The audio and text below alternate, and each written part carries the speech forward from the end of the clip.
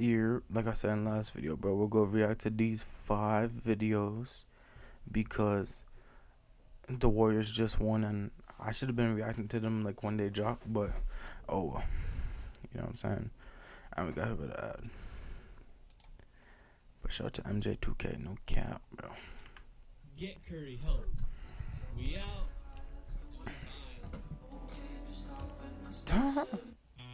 If only it was that Boy, easy. Steph Curry and the Warriors can beat the Celtics. But that's not what happened in game 2. We came out with the right defensive energy and approach, obviously. Look at the screen. Otto Porter, was it Tice is dropping. Answer, look, I'm in position, coach. Look at my stance. That's not going to work. You might as well be in the paint. You might as well be on the bench with me. The Warriors this season are a +13 with Curry on versus him off. In game 1, they couldn't buy a bucket in the 4th quarter, and part of that was the bad start. Curry was sitting, and the Celtics go on a 7-0 run. The Warriors get a good 3 play, but a rush pull 3, and turn around Iggy fadeaway. And Iggy fadeaway in 2022. I am perplexed. Wow. If he plays like he did in game 2, they have no chance of winning this series, to be honest with you. Draymond shot 12 times in game 1. The other 3 times, Draymond has shot 10 or more times these playoffs, the Warriors won. But that was the Celtics game plan, to leave Dre wide open, so if any Warriors player drove, Draymond's defender could come over and help. This isn't something new. In fact, this is pretty much what every defense has done against the Warriors in these playoffs. Except this time, their matchup has multiple solid defenders that can switch on to Curry. So leaving Dre wide open and scrambling back is okay because someone else can pick up Curry on the switch. It prevents players like Draymond, bro, you need to go get your shots up, bro. I mean, y'all just won. Actually, never mind. Y'all just won. Looking even deeper, they did something right. Horford and Derek White were on one. Game 2 was different because there was no Horford, Tatum showed up, and the Warriors won by 19. Why? The solution is also simple. What is up, dudes? That's Bonus Players. It's your boy MJ. High pick and roll with Curry involving Horford and Williams. It's really that simple. I love the adjustment they made last night. They had so much success in game 1 playing high pick and rolls against drop coverage, and they just went to it again and again in that 3rd quarter, and that's what really got their offense going. Defense is stretched and Horford not guard Curry. Not too many people go guard Curry, bro. Ooh. Yeah. Just like over 8% of y'all are not subscribed, and so it's simple. It's the NBA Finals, and so there's going to be a lot of content coming out, but I'm always going through in the offseason as well.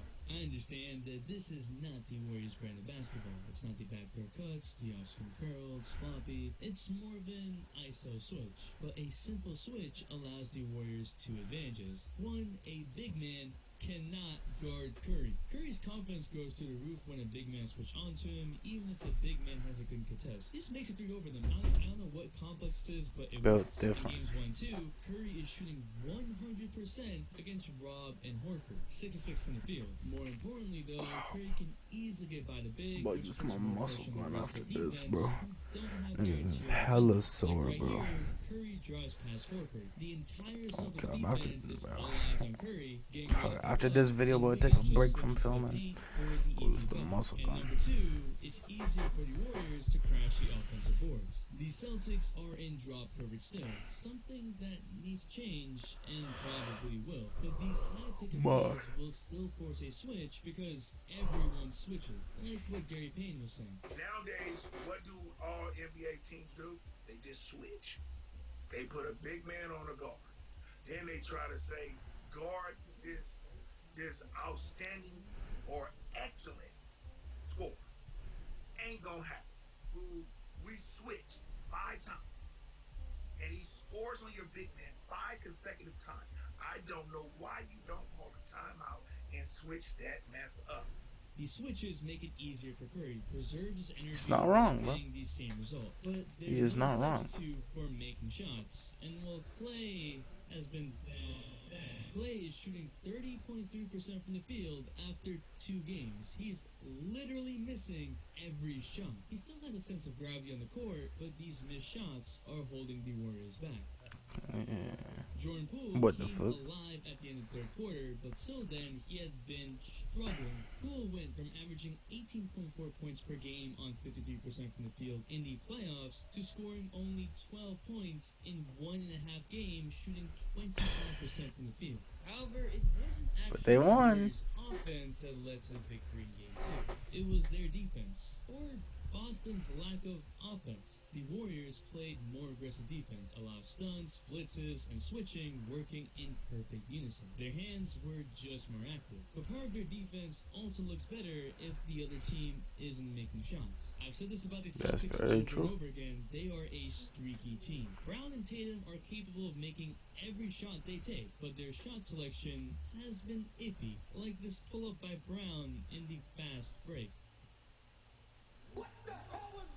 When they're making it, they look unstoppable. But if they aren't, well then they fall apart. Bro, what's going on here, bro? It's one of the reasons why the Celtics' performances have varied so drastically in the playoffs. Why half the games in the Celtics-Bucks series were blowouts. Also, Damn. have to give credit to Draymond Steph. Draymond was a pest despite being left open for 3 multiple times. He probably should have gotten his second tech, and in another game, this would have been easy ejection. Playoff ejections do work differently, but Dre was doing his normal thing. Nope. A bit more urgency, exactly what the Warriors needed. Wiggins was also playing with an edge.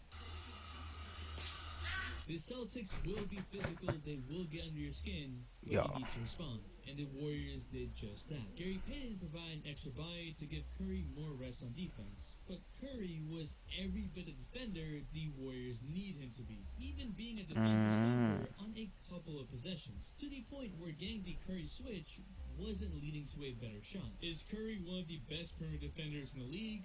No. Is Curry an above-average perimeter defender now? Yes. And his ability to quickly switch is also what allowed the Warriors to get into transition and get easy threes. Also, weirdly enough, these That's Celtics mean, are bro. a better road team than home. They're 8-3 on the road versus 5-4 at home. This is the time for the Warriors to pounce. Both coaches are going to keep making adjustments, but it's going to be the team that can sustain their intensity longer that will end up on top. The Celtics will need to adjust and figure out an offensive game plan, besides only relying on Tatum and Brown. If they don't, I'll be right here making another video on what went wrong with the Celtics. What do you think? Who's winning Game 3? The only Didn't Celtics win Game 3? And the Warriors were Game 4. And the Warriors won Game 5. And the Warriors won Game 6. Yeah, it's nuts, bro.